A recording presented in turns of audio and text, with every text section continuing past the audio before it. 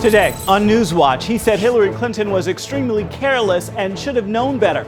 Now Republicans want to know why the FBI director didn't press charges. Plus, inside the Clinton White House, a Secret Service agent reveals shocking truths about Hillary Clinton. And Israel's best friend, Benjamin Netanyahu, thanks Christian Zionists and extends an open invitation to persecuted Christians in the Middle East.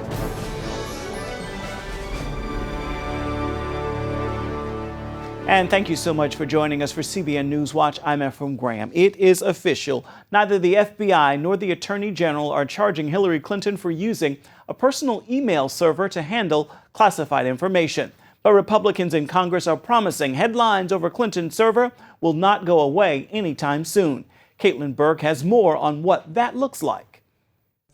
FBI Director James Comey addressing lawmakers today, eager to understand why his agency wouldn't recommend criminal charges be filed against Hillary Clinton. Our judgment is that no reasonable prosecutor would bring such a case. The blockbuster decision by the FBI was announced Tuesday.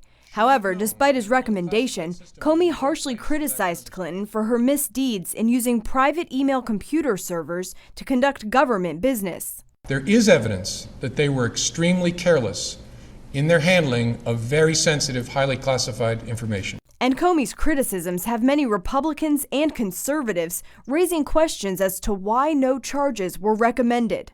House Oversight Committee Chairman Jason Chaffetz said in a statement, "The FBI's recommendation is surprising and confusing. The fact pattern presented by Director Comey makes clear Secretary Clinton violated the law. Individuals who intentionally skirt the law must be held accountable." Chaffetz goes on to say that Congress and the American people have the right to understand the FBI's investigation. Clinton has maintained she's never sent or received emails that were marked classified. And yet, Comey says the FBI found over 100 emails on her server that contained the classified marking as well as top secret material. Any reasonable person in Secretary Clinton's position or in the position of those with whom she was corresponding about those matters should have known that an unclassified system was no place for that conversation. Comey also debunked Clinton's claim that she turned over all work-related emails, saying that there were thousands that were not turned in. Still, the FBI director says the investigation did not find clear evidence that she had intentionally broken the law. On Wednesday, Attorney General Loretta Lynch officially closed the year-long investigation against Clinton. Lynch will also testify before Congress later this month. Caitlin Burke, CBN News. The man accused of murdering 9 black members of a South Carolina church wants his federal charges dismissed. Dylan Roof is charged with slaughtering the black parishioners during an evening Bible study in Charleston. His attorneys argue the nearly 36 charges against him should be thrown out and handled in state court instead. They also asked the government not to pursue the death penalty in exchange for a guilty plea. Roof's federal trial is set to begin in November. The U.S. Justice Department has launched a civil rights investigation into the deadly shooting of a black man by police officers in Baton Rouge, Louisiana. 37-year-old Alton Sterling was killed early Tuesday in the parking lot of a convenience store. Cell phone and video surveillance shows officers holding Sterling down and shooting him. A vigil was held at the convenience store parking lot to honor his memory, but it later turned into a protest. Sterling's family has called for peace. Christian rapper Lecrae is also pushing for the right response, tweeting, "Constructive anger becomes passion to change and fight injustice. Destructive anger becomes rage and reciprocated ignorance." In Minnesota, another black man was shot and killed by police during a traffic stop. Protesters gathered on the streets after video footage of the traffic stop was released. The woman in the driver's seat used Facebook Live to broadcast following the shooting. Her video shows 32-year-old Philando Castile from St. Paul sitting in the passenger seat, dying after the officer shot him in the arm. She says Castile was reaching for his ID when the officer shot him. Minnesota police are investigating. Islamic extremists launched a deadly attack during a large Muslim prayer gathering in Bangladesh today. The terrorists hurled homemade bombs and engaged in a gun battle with police. At least one of the bombs exploded during the prayer, which was attended by hundreds of thousands. 4 people died during the attack and dozens others were injured. The violence comes just days after the deadly hostage incident at an upscale restaurant there that left 28 people dead. Israeli Prime Minister Benjamin Netanyahu met with a group of evangelical Christians in Nairobi, Kenya on his 4-day official trip to Africa. As Chris Mitchell reports, Netanyahu said Israel has no better friends than Christians who support and love Israel. The sound of shofars greeted Israeli Prime Minister Benjamin Netanyahu. He invited the crowd to come to Israel, the land of the Bible. Those of you who are, come again. Those of you who didn't come first time. You'll visit Jerusalem, visit Nazareth. You'll come to the Sea of Galilee. He told them a story about a kibbutz that discovered a 2,000-year-old boat. It's a fishing boat, and they carbon dated it. And it's right at the time of Jesus. So it stands there in Kibbutz Ginosal, and when you come there, you'll say, now, look, I can't tell you that Jesus was on that boat, but I can tell you that that boat was in the time of Jesus. He described the common bond of Jews and Christians grounded in the land of the Bible.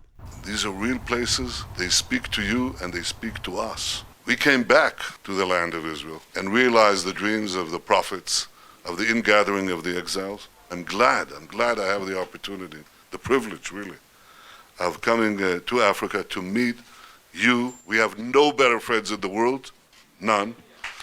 We appreciate this friendship, and we're expanding it into the continent of Africa. Netanyahu's trip represents a new beginning in African-Israeli relations. 7 leaders from 7 African countries talking about how to expand Israel's relationship with their countries, but with all the countries of Africa. Israel is coming back to Africa. Africa is coming back to Israel. We want to see Africa be the success story that it can be, and we want to be part of it in everything, in water, in agriculture, in dairy production. And we are eager to share all of this with our African friends. He also described the dismal situation for Christians in the Middle East. And in the Middle East today, unfortunately, the attitude towards Christians and Christianity is not a good one. You see what is happening with Daesh in Iraq, what is happening to Christian communities and to the Yazidis and to others. There is one place in the Middle East where the Christian community is not only not shrinking, it's thriving and expanding, and it's safe, and it's welcome, and that place is Israel. You are welcome in Israel. At the end of the meeting, the Christian leaders presented Netanyahu with a gift. It's the Lion of Judah. Chris Mitchell, CBN News, Jerusalem. Former Fox News anchor Gretchen Carlson is suing the network's chief executive, Roger Ailes. She claims she was fired because she refused his sexual advances. She says Ailes reportedly told her, quote, "You and I should have had a sexual relationship a long time ago." The former Miss America also said there was a pattern of discriminatory behavior at Fox. In her last role at Fox, she anchored a show called The Real Story. That came after 11 years alongside Steve Doocy and Brian Kilmeade on Fox and Friends in the Morning. Fox has responded to Carlson's lawsuit, saying her contract was simply not renewed, and that is why she filed her suit. Coming up, explosive tempers, name-calling, Bible-bashing. One former Secret Service agent tells the inside scoop on the Clinton years. Don't go away.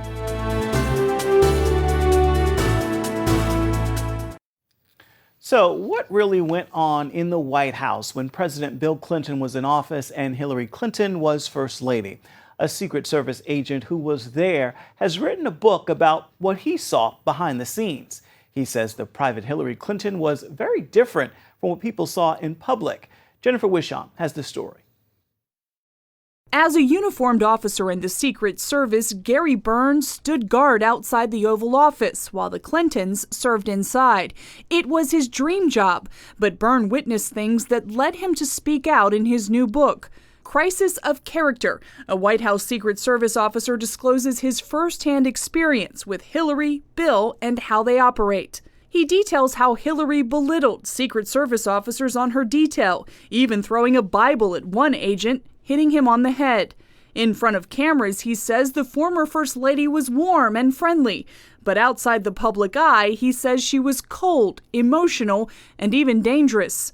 Byrne reveals he tried to keep Monica Lewinsky away from President Clinton and that he concealed other affairs the president had inside the White House, including one with Eleanor Mondale, the daughter of former Vice President Walter Mondale. Before she died, Eleanor suggested she and the president were just friends, and Clinton allies are also fighting back, saying Byrne didn't have the access that he claims. But as Hillary Clinton now seeks the White House, Byrne writes that from the bottom of his soul, he knows she lacks the integrity and temperament to serve as president. Character and what really went on inside the Clinton White House. CBN founder Pat Robertson spoke with former Secret Service officer Gary Byrne. Take a look. I never thought I would be compelled to do this. But as time went on in the last couple of years, I feel I have to. I feel it's my duty to let the American people know what the truth is. This woman's about to become president of the United States, and I don't think it's a good thing. Based on what I saw in my years there, I don't think it's a good thing. Clearly, I've made a decision to go forward and tell these things that normally wouldn't be told. But it's not the first time somebody from the Secret Service has done this. And I'd also like to point out that I wasn't the one that compelled me to testify. You know, it was President Clinton's behavior that brought myself and all these other Secret Service employees into this Monica Lewinsky scandal. It was their behavior that set this up. Gary, I want to read something that's in here. I thought to set things up. Let's say it straight out. Hillary Clinton lied about the reason for the Benghazi attack.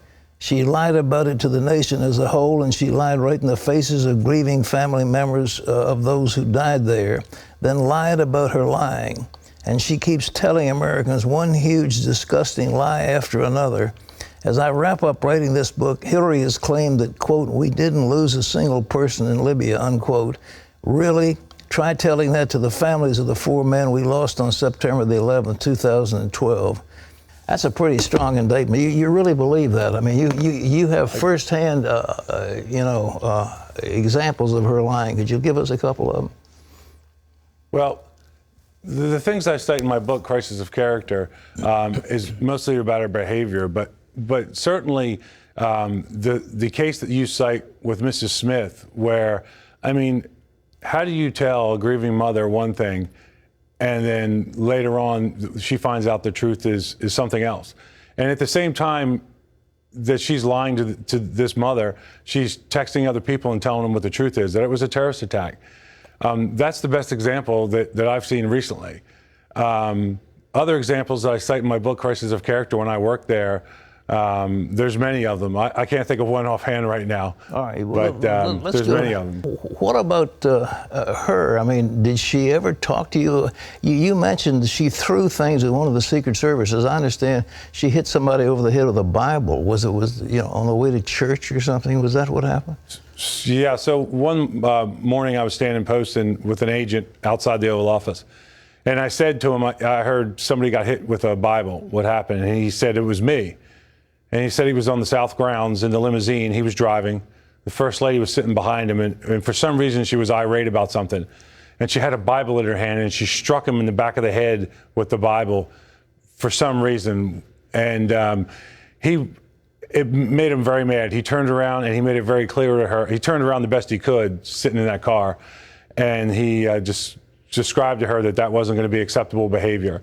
And he reported it up the chain of command, but basically their attitude with this kind of thing is, that's the way she is, that's what's going to happen. It's not the first incident, and it won't be the last. And then another time I was asked to do a tour of the Oval Office, my old post, for some guests of the Clintons from Arkansas.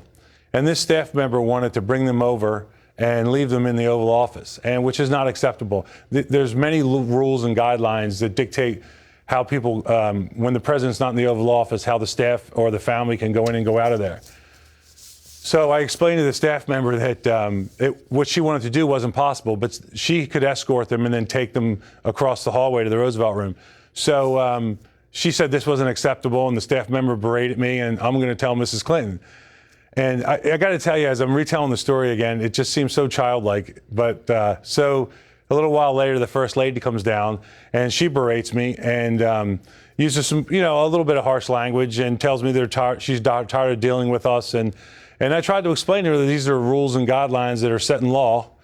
And I would try to accommodate her. And after she berated me a little bit more, I finally, said, listen, just when your guests are done in the Oval Office, you can put them I'll put them in the Roosevelt room, and that'll be the end of it. But these interactions with her, with my coworkers, there were many others. I have a couple more if you had the time. Go ahead, I'm listening. Sure. Two officers, they were pretty new to the job. They've been on about less than a year. And one morning I was in a break room, and one of the officers came down, and he said, today's a weird day. I said, how's that? And he said, well, I just said hello to the First Lady, and she told me to go to hell. And we kind of looked at him and we said, well, you're going to get used to that. She seems hostile towards us. She doesn't. We told him our opinion. What we experienced was she didn't seem to like the military or law enforcement. So as we're talking, another guy comes over and he goes, that's nothing. He said, a month ago, I said good morning to her, and she told me to go myself. And so a sergeant overheard us, and he reported it up the chain of command, and the senior people in the Secret Service took it pretty serious. They came over, they talked to him about it, they apologized, but they explained to him basically the same thing we had told him, that the First Lady was kind of hostile towards us at times, and that's the way it was. Well, she used that kind of language. You're talking about the F word. She used that, yes, sir. Dressed him and told him to go blank himself. Yes, sir. People don't talk that way. Certainly the First Lady of the United States. Listen, I don't mind if people use Saudi language, but why would you say that to the man that has been up all night protecting you? Yeah. And another significant thing about that story, the second person I was describing, 3 years before that, he was a veteran in the U.S. He was in the U.S. Army, excuse me. And he was on a mission in Somalia, early on in Somalia. Not like today you would think is what we would call Black Hawk Down, but this was before that. And he received a Purple Heart for being wounded. And 3 years later, he gets a job with the Secret Service, and the First Lady of the United States tells him to go F himself. I'm sorry, that's never acceptable. You have said in your book you don't think she's got the character to be president. You want to expand on that one? When she was Secretary of State, we had the incident in Benghazi. Somebody with character, somebody who was a real leader, would have stayed on as Secretary of State and took the steps and put procedures in place that would never let that happen again. Instead of shifting blame, making up lies, and telling the families lies, and then just moving on and starting to run for president. A leader fixes things and gets it right and then moves on. And for much more of Gary Burns' story and how it is making waves in the presidential race, you can find another interview with him in the video section of our Facebook page, where he lays out 3 things you should know about Hillary Clinton. Up next, new evidence Christianity spread rapidly during the 5th century. Discover Israeli archaeological sites found in the most unlikely places.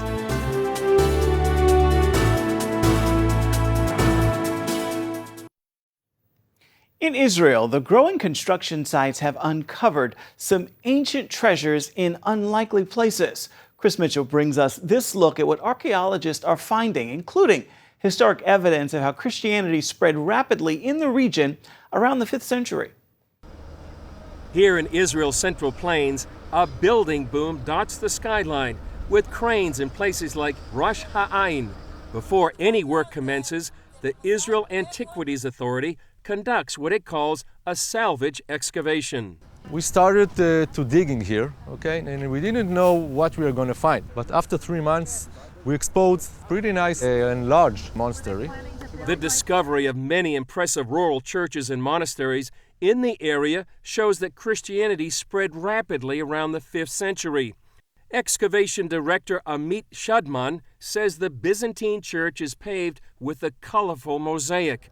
One of the most important finds is the Greek inscription at the entrance. It's exactly the same like today, you know. Yes. People want to know that they gave the money, and you have to understand that it's very expensive to build a complex like this. The inscription says this place was built under Theodosius the priest.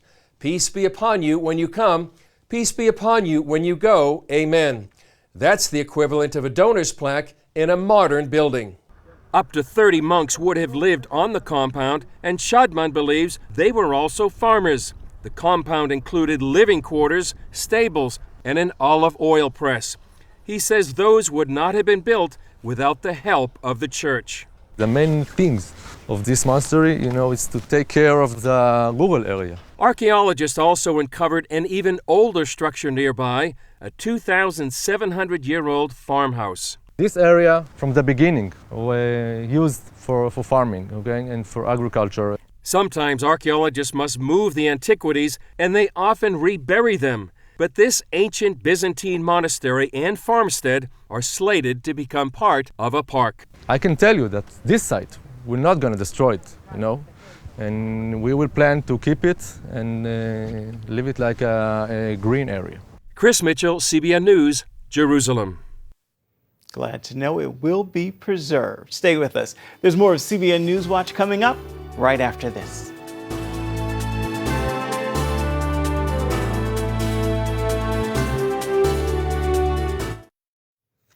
And it is time now for your Thursday Thankful. And as long as you have life, there are so many things to be grateful for. On this day, I hope you join me in this prayer of gratitude. Father, my heart is full as I feel your presence, flow in your anointing, and follow your lead. With those words, walk through this day with your heart filled with thanksgiving and your mouth filled with praise. This is a great day to bless the Lord. That is going to do it for this edition of CBN NewsWatch. Remember, you can find more of our exclusive coverage of the issues you care most about at cbnnews.com. We'd love to hear what you think about the stories you've seen here today. You can do it on Facebook, Twitter, and Instagram. Hope you join us again right here next time. It is Thursday. Be sure to make this a thankful one. We'll see you tomorrow.